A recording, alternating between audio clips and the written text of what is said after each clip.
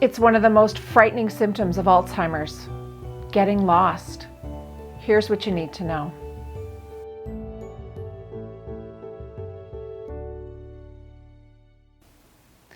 If you haven't watched before, welcome to The Wrinkle. I'm Dr. Nicole Didyk. I'm a geriatrician, so I'm board certified in internal medicine and geriatric medicine. I have extra training and certification in looking after older adults. Here on The Wrinkle, I try to give you information that you can use to age well or to help somebody age well. But today's topic is a serious one. 60% of those with dementia will have an episode of getting lost. It's also called wandering, but people who get lost aren't usually wandering. They often have somewhere that they think they need to get to. That's what can make this symptom so very frightening. I'll never forget the story I heard about one of my patients who had been missing for 3 days. He had gone out in his car for a brief errand, something he had done hundreds of times before. But he was so lost that he was unable to find his way for 72 hours. During the time that he was missing, he was calling his family and seemed to be distressed and confused. He knew that he was lost, but he didn't know what he had to do to get back. He had purchased gas a few times and had driven for miles. Finally, the police were able to find him and bring him home safe and sound. But individuals who have dementia who are gone for more than 24 hours have about a 50% risk of being seriously injured or even of passing away. So what I want to cover in this video is what you should do if you have someone who's living with dementia and you're worried that they might get lost, and what to do if you see someone that you think is lost and might be living with dementia. First, let's talk about why someone who's living with dementia might be at risk of getting lost. Oftentimes when people talk to me about someone who's gotten lost or wandered, they will say that it's never been a problem before, so it's something that is a real shock. And that's often the case, that it's not a problem until it does happen. There are some warning signs, which we can talk about. But why does someone who's living with dementia have that risk for getting lost in the first place? Well, let's remember how dementia can change the brain. It does affect memory, but a lot of other things also. If a person's memory is affected, they might forget that they've already been out to do something. Or they might forget where they live. Even though they've lived there for a long time, they might be thinking about another residence that could be located somewhere else. A person might have trouble with recognition, so they might not recognize a familiar building or a familiar route, again, even if they've been down that route hundreds of times. Somebody might have trouble with visual spatial skills, so they might have a sense of where they need to go, but in the moment might have difficulty navigating those turns correctly or recognizing visual cues that would guide them back home safely. There can also be difficulty with communication, like language, production, or even understanding language, so that if someone is getting lost, the typical thing of asking for directions might not work out. So you can see how living with dementia is more than just memory loss, and a lot of the things that dementia can change can put a person at risk of wandering. There are some warning signs that a person is at higher risk of getting lost. They might think that they are not at their home and talk about going to this other home or going to another place. They might spend a lot of time getting ready to go out or say that they need to go to work.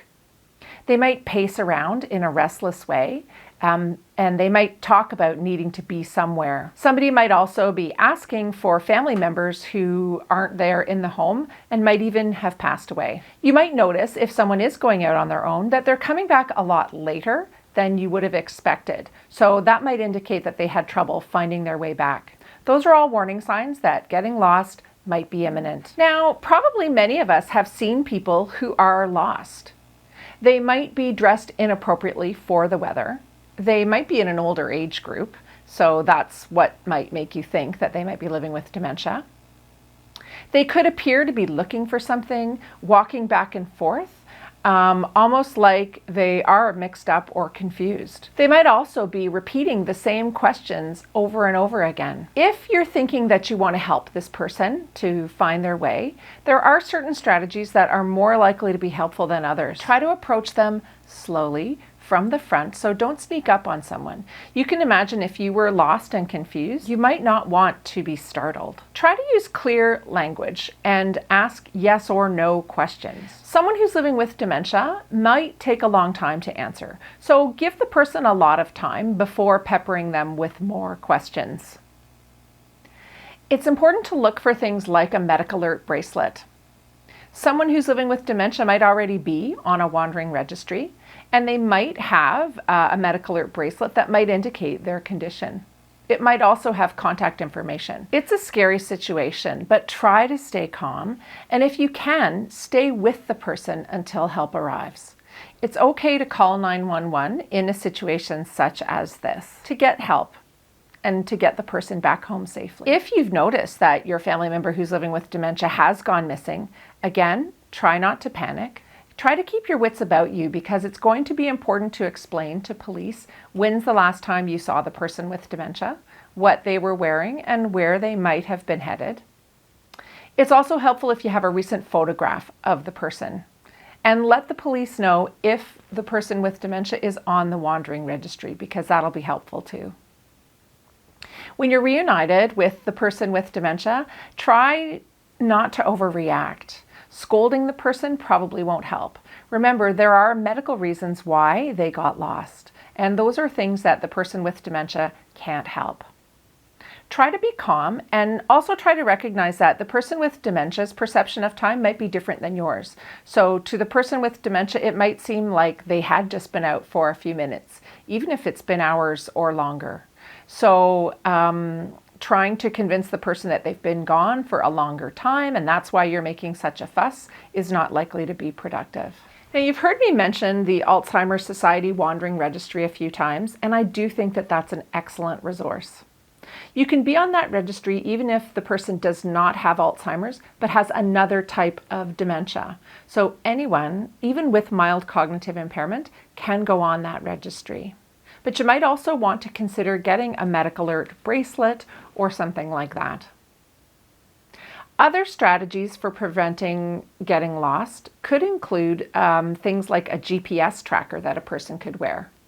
Now, there are some ethical issues with that, so it's good to maybe have those discussions earlier on in the course of the cognitive impairment to explore what would or wouldn't be acceptable to someone from an ethical point of view. It's also a good idea to let your neighbors know that the person who's living with dementia might be at risk of getting lost so that they can keep an eye out. Oftentimes people will consider a different access system for their home. So they might consider getting an alarm for the door or a different type of lock or passcode that would alert you if the person is trying to leave when they're not supposed to be leaving or when they might be at higher risk of getting lost. Again, there can be ethical issues there, so that's something that it's good to talk about in advance. As I mentioned, getting lost is extremely frightening when it happens with someone living with dementia. It's frightening for everybody, including the person who's living with dementia and their families. And it can be frightening for the community as well. A lot of times people don't think that someone is at risk for getting lost until it actually happens.